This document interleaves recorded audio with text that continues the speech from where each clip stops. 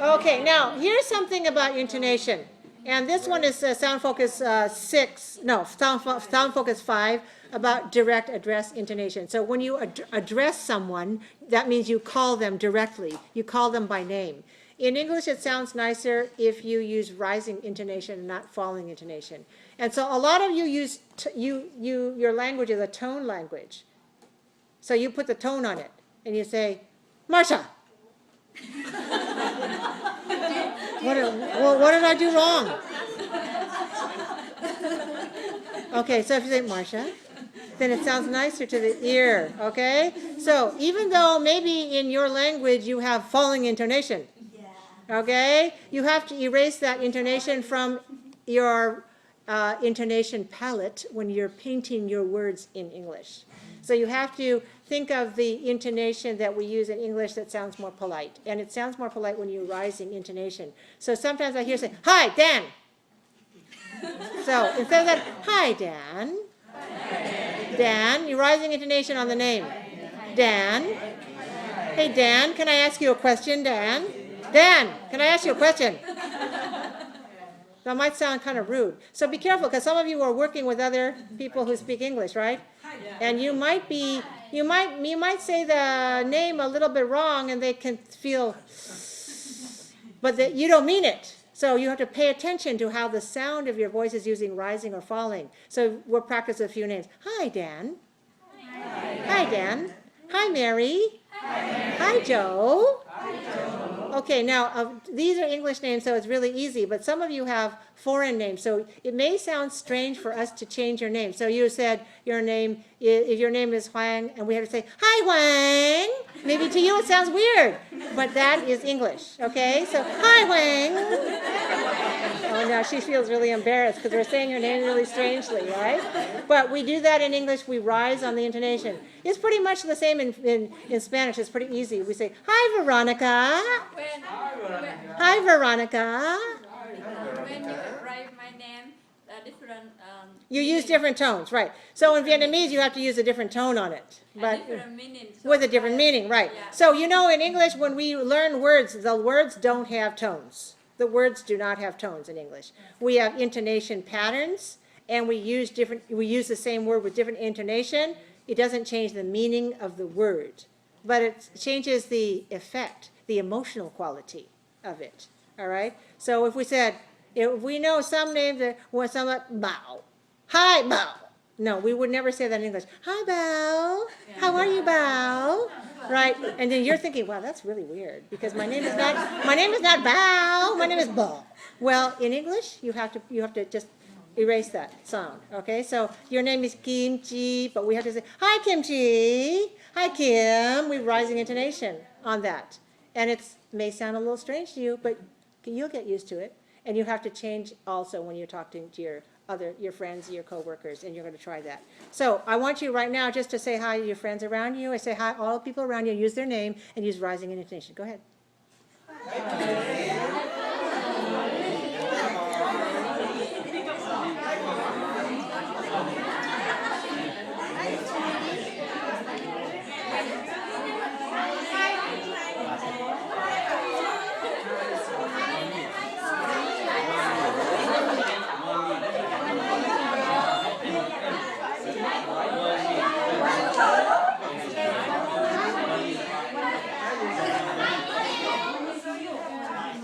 Okay, you're good.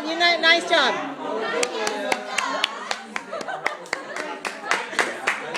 Okay, good job. Good job. I know some of you are feeling kind of strange because that's not the way you normally address somebody. But it sounds a lot more polite when you use a rising intonation. In English, when you use falling intonation, it sounds more like an order. It sounds like you're ordering somebody to do something. Order. An order. Do this. Do that. Stand up. Command. Yes, a command. Yes. Shut up or sit down. That, we use that kind of falling intonation. We use falling intonation when we're angry or we're not patient. But when we have more patience, we feel more polite. You use rising intonation. So if you're in a bad mood, use falling intonation. All right? But if you're in a good mood, use rising intonation on somebody's name. Now, it doesn't matter whether the name comes at the beginning or the end. So just now I asked you to practice, hi, Dan, and hi, Sraj, and hi, Dai Trang. Right? Does that sound a little bit strange, right? Okay. Well, but we also say it at the beginning of the sentence. So if we say something like this, Mary, you dropped your pencil. Joe, you dropped your pencil. All right, now I want you to practice with saying the name at the beginning. And just say you dropped your pencil. All right? You dropped your pencil. Now say it to your friends and say, Walid, you dropped your pencil. All right, practice. Practice.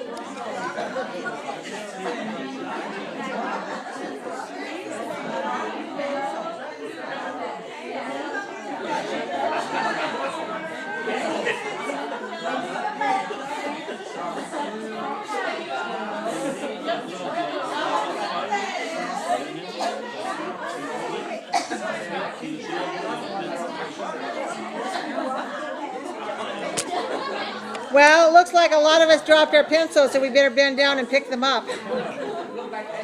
Okay, so here's another one we can try. All right? Like, suppose you are leading the way and your friend is following you. And if it's not a friend, if it's a stranger and it's a woman, you can say, this way. This way, ma'am. This way, ma'am. This way, ma'am. This way, ma'am. And be sure to put your lips together for ma'am, because you don't want to say this way, man. Right? It's different meaning.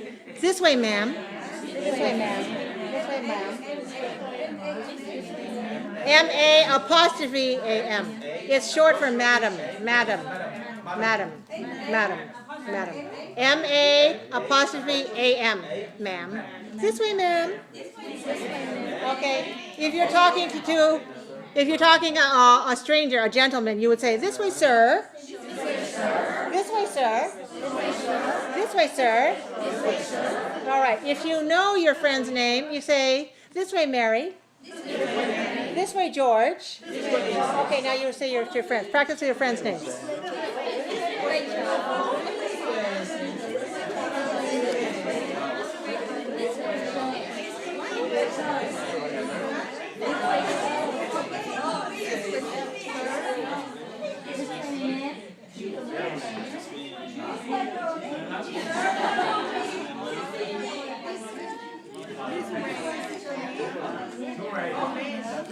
Okay, let's try another one. Let's try another one.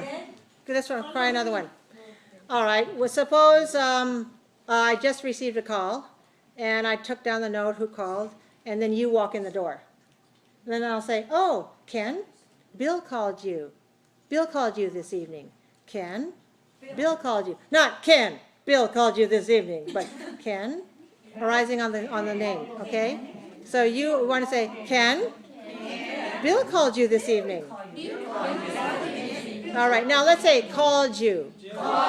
Link, called you. Called you. Bill called you. Bill called you this evening. All right, now nobody in this class is called Ken, so use your names of your friends around you and say the names of your friends.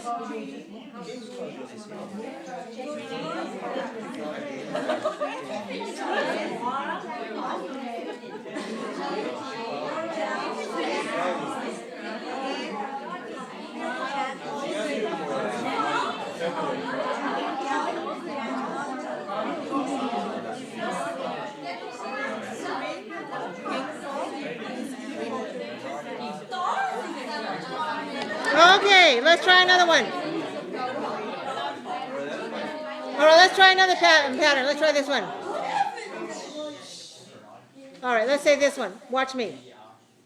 Mr. King, do you have a moment? Maybe I ask you because I want to ask you a question, or I ask you to sign a document or something like that. Mr. King, do you have a moment?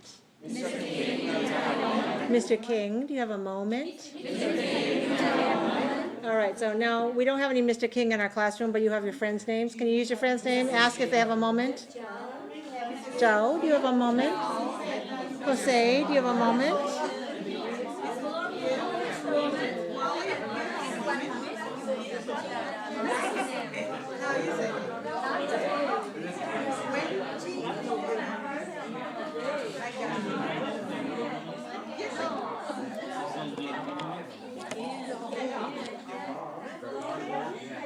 Okay, let's listen to another one. Let's try this other pattern. Suppose you are introducing two people. All right?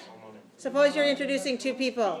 And one person's name is Cam, and another person's name is Nancy. All right? So if I talk to Cam, then I shouldn't say Cam, I should say Cam. If I talk about Cam, I'll say Cam. So here's the difference. It's not about the name, it's about the function. Are we asking? Are we talking to him? Then we rise. Cam? All right, my friend is Nancy. This is my friend. All right, so if I'm talking about Nancy, will I say Nancy or Nancy? Which? Nancy, using following intonation. So I'll say Cam. This is my friend Nancy. Cam. This is my friend Nancy. Nancy. This is my friend Cam.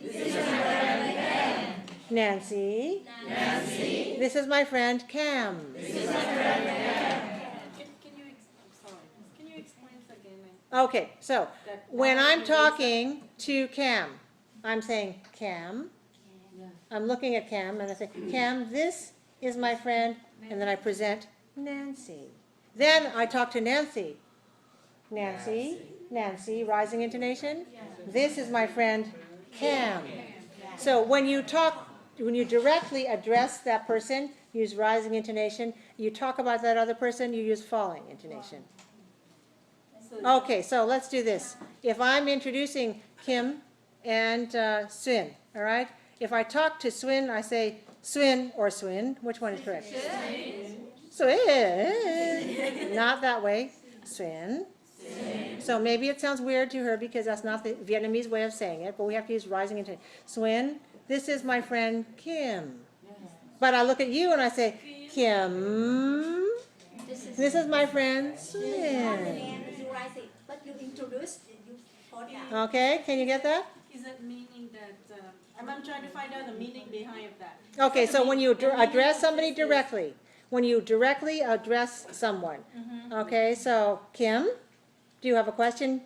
Do you have a question about intonation? Kim, do you have a question? I'm rising on your name. I'm not saying Kim. Do you have a question? Because if you do, I don't want to answer it. Sounds really mean. All right, so Kim, do you have a question? Rising intonation when I'm talking to you and asking you directly. Yes. Do you have a question about Swin? Maybe you don't, but how about this? Kim, I'd like you to meet Swin.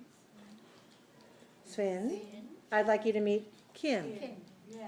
So in that way, if I don't see you, doing it, I can hear. You can hear the intonation and you know somebody's calling you. Right. So I can guess that the one that you raise up, that means you want to emphasize on that.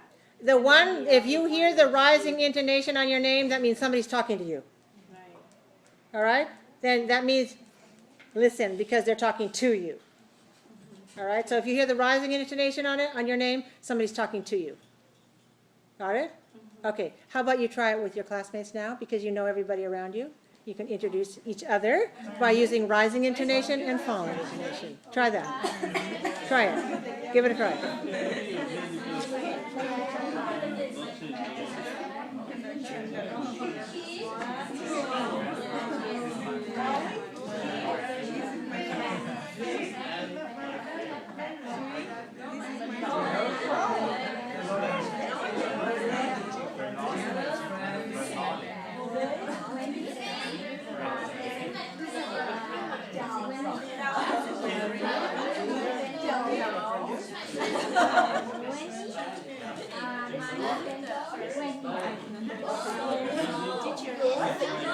Question?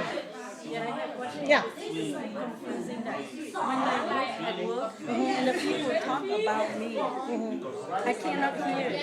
Now I kind of like try to put together. Okay. When they talk about me, and I thought they call me, and I say, someone call me? And then Okay, they say, so no. maybe So they're I not, think that's yeah, a maybe it has to talk do with the about- intonation, and they're talking about Kim. Yeah, But they're not talking to Kim by saying Kim. okay. So try, okay, now turn on your intonation monitor.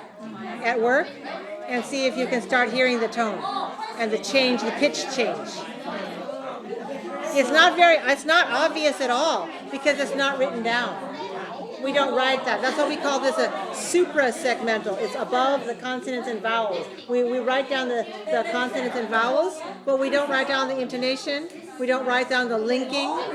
We don't write down the stress. So these things are a little bit harder to learn. But now you know about it, you can start tweaking your ears and you start hearing it. So when they talk about me, I just ignore it and don't need to. Maybe. Yeah, could be.